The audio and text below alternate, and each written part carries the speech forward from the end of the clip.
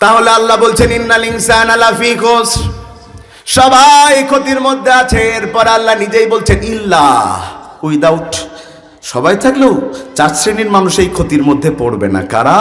আল্লাযীনা আমানু, যারা ঈমান আনে। সুবহানাল্লাহ, জোরে বলেন। ওয়া আমিলুস সলিহাত, যারা সৎকর্ম করে। এখানে আমি যেই পয়েন্ট বলবো খুবই গুরুত্বপূর্ণ, মনোযোগ না দিলেই অন্যদিকে মানসিকতা তৈরি হতে পারে। মনোযোগ কি আছে আপনাদের? আছে? লিল্লাহে তাকবীর। পিছনের ভাইরা তো কয় নাই, পিছনের ভাইরা বলেন তো লিল্লাহে তাকবীর। এবার সামনে পিছনে সবাই মিলে বলেন তো লিল্লাহে তাকবীর। ইনশাআল্লাহ। আমার কথা কি বোঝা যাচ্ছে? খুব মন দিয়ে শুনেন। ক্ষতিগ্রস্ত সবাই, তবে 4 শ্রেণীর মানুষ ছাড়া। প্রথম হচ্ছে আমানু, যারা ঈমান আনে। এরপরে যারা সৎকর্ম করে। তারপরে একে অপরকে হকের উপদেশ দেয়, একে অপরকে ধৈর্যের উপদেশ দেয়। কয়টা? খুব গুরুত্ব দিয়ে শুনেন। এই যে 4টার ব্যাখ্যা করার আগে আমি আরেকটা জিনিস বোঝাতে চাই।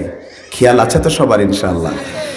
ইল্লাল্লাযীনা আমানু, আঙুল তুলেন তো আমার সাথে। 1 নম্বরে কি বলেন? বলেন 1 নম্বরে কি? ঈমান। ঈমান। ওই আঙুলটা তুলেন, আমি বুঝাবো। আঙুল তুলে বলেন 1 নম্বর কি? 2 নম্বর কি? আমলে সলে। এই আঙুলটা এদিকেই রাখেন, ডান হাতের আঙুল দুটো এদিকে রাখেন। এবার 3 নম্বরে আসেন, বাম হাত তুলেন। বুঝাবো, আঙুল তুলাচ্ছি, বিয়াদবি মনে করেন না, বুঝানোর জন্য সহজ করব। 3 নম্বরে হচ্ছে একে অপরকে হকের আদেশ উপদেশ দেয়া।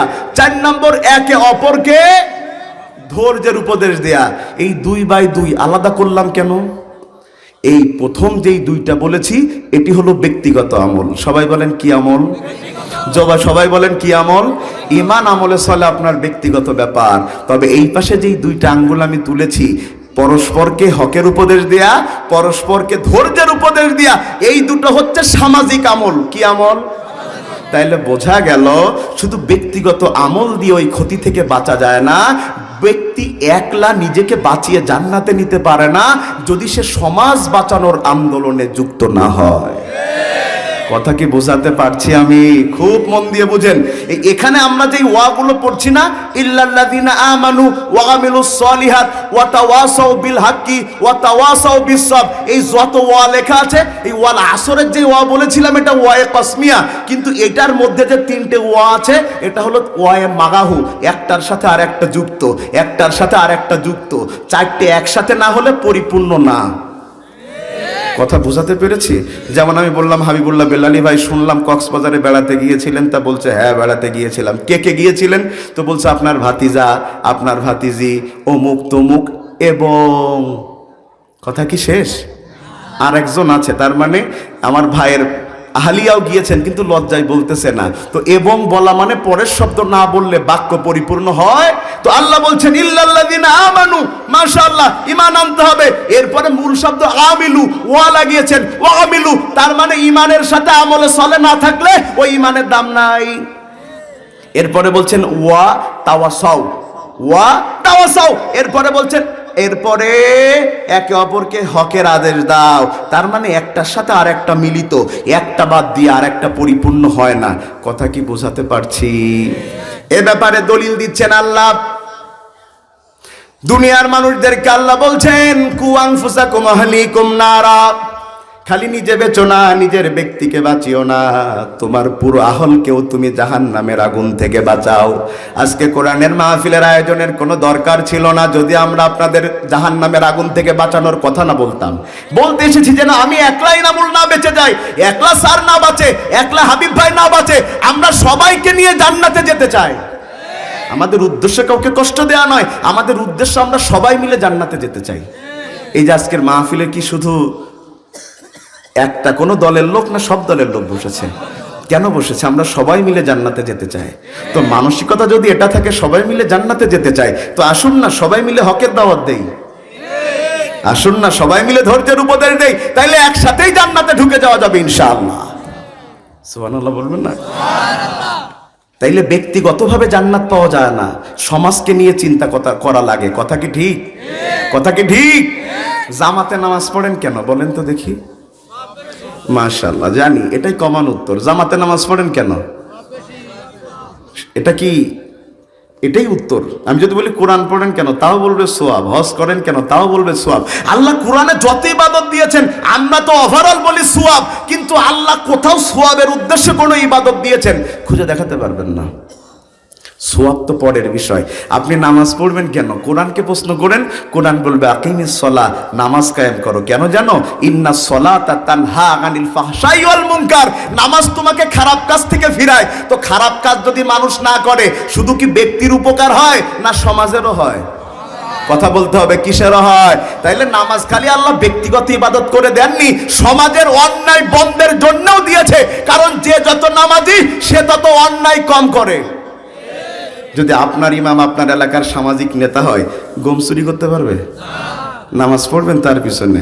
গম চুরি তো দূরে থাক, টাকার হিসেব না দিতে পারলেও তো ইমামতি থাকবে না। কথা কি বোঝাতে পারছি?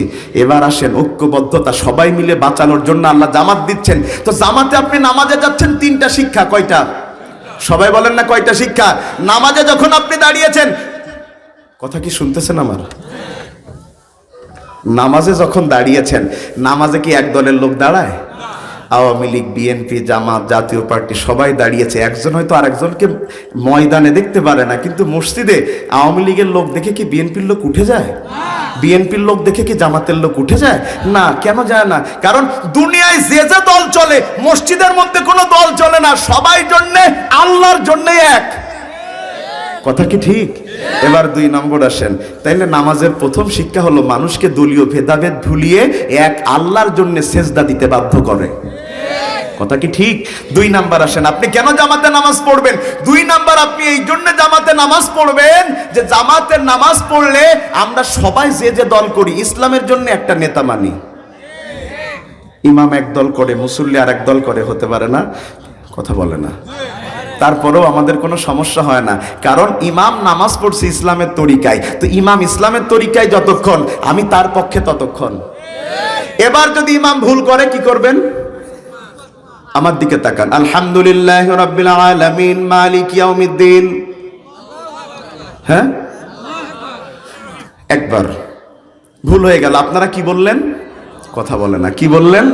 এবার আমি আবার বলি আলহামদুলিল্লাহ। প্রথম তো ভুল ধরলেন, আমি আবার ভুল ঠিক করছি। আলহামদুলিল্লাহ রাব্বিল আলামিন আর রহমানির রহিম ইহদিনাস সিরাতাল মুস্তাকিম। আবার ভুল হইছে, তাইলে আবার পড়ি।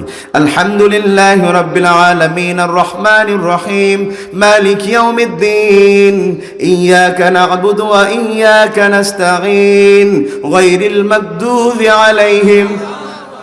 আবার ভুল। এখন 3 বার হয়ে গেছে, এবার কি করবেন? হ্যাঁ হ্যাঁ হ্যাঁ হ্যাঁ হ্যাঁ, ইমাম যত ভালোই হোক আর যত বড় হুজুর হোক, যদি পরপর 3 বার ভুল করে, তার ইমামতি করার অধিকার নাই। গদ্দানে ধরো, ওখান থেকে ইমামতির জায়গা থেকে সরিয়ে তার পরিবর্তে যে যিনি ভালো পারেন, ভালো ইমাম, তাকে বসায় দাও। কথা কি ঠিক? তো নামাজ 3 নম্বর শিক্ষা দিচ্ছে। ইমাম যখন ভুল করে, শুধরিয়ে দাও একবার। ইমাম ভুল করছে, শুধরিয়ে দাও 2 বার। ইমাম ভুল করছে, শুধরিয়ে দাও 3 বার। এরপর আর শুধরিয়ে দেওয়ার সুযোগ নাই, জায়গা থেকে সরিয়ে দাও। এটা খালি মসজিদ না, যত জায়গায় আল্লাহ বিরোধী কর্মকাণ্ড চলে, ওখানে লুকমা দিতে থাকো। লুকমা শেষ, কথা শোনে না, তাইলে জায়গা থেকে সরিয়ে দাও। সৎ নেতৃত্ব প্রতিষ্ঠা করে দাও। তাইলে বোঝা গেল ইসলাম ব্যক্তির সাথে সমাজ প্রতিষ্ঠার আন্দোলনও করে। আল্লাহ রাসূলের কাছে একজন সাহাবীর মা তার সন্তানকে নিয়ে গেলেন, বয়স 10 বছর। সেই ছেলের নাম আনাস ইবনে মালিক, রাসূলের ব্যক্তিগত খাদেম ছিলেন। সুবহানাল্লাহ বলেন। নিয়ে গেলেন, যে বলছেন ইয়া রাসূলুল্লাহ, আমার ছেলে। ও মালিকের ছেলে? হ্যাঁ। আনাস ইবনে মালিক মানে মালিকের ছেলে। আল্লাহ রাসূল আনাসকে না চিনলেও মালিককে চিনে, যেহেতু মালিক মুরব্বী। কথা কি বোঝাতে পারছি? ও মালিকের ছেলে, তো ঠিক আছে, আপনি কেন এনেছেন? এই ছেলেটাকে আমি আপনার জন্য ওয়াকফ করে দিলাম। সুবহানাল্লাহ কইবেন না? এরপর আল্লাহ রাসূল অনেকটা এরকম আর কি, আল্লাহ রাসূল তাকে কাছে নিলেন, নিয়ে মাথায় হাত বুলিয়ে দোয়া করছেন। খেয়াল করেন, আল্লাহুম্মা বারিক ফি হায়াতিহি ওয়া আওলাদিহি ওয়া আতিম্মি উমরিহি ওয়াগফির যামবিহি। অর্থটা বলি, আল্লাহ তুমি তার হায়াত বাড়ায় দাও। হায়াত কি দুনিয়ার জন্য বাড়ে না আখিরাতের জন্য বাড়ে? কথা বলে না। হায়াত বাড়লে দুনিয়ায় লাভ না। এরপরে বলছে তার সম্পদ, তার সন্তান বাড়ায় দাও। সন্তান কি দুনিয়ার জন্য বাড়ে না আখিরাতের জন্য? দুনিয়ার জন্য। এরপরে তার সম্মান বাড়ায় দাও, সম্মান কি দুনিয়ার জন্য না আখিরাতের জন্য? এরপরে বলছেন ওয়াকফির জামবিহি, তার গুনাহ মাফ করে দাও। চারটা দোয়া করলেন, একটা আখিরাতের জন্য, তিনটা দুনিয়ার জন্য। তার মানে দুনিয়া যার সুন্দর, আখিরাত তার এমনিতেই সুন্দর। তাইলে দুনিয়া বাদ দিয়ে শুধু আখিরাত হয় না, দুনিয়ার সমাজ পরিবর্তনের মাধ্যমেই আখিরাতে জায়গা করে নিতে হয়। কথা কি বোঝাতে পারছি?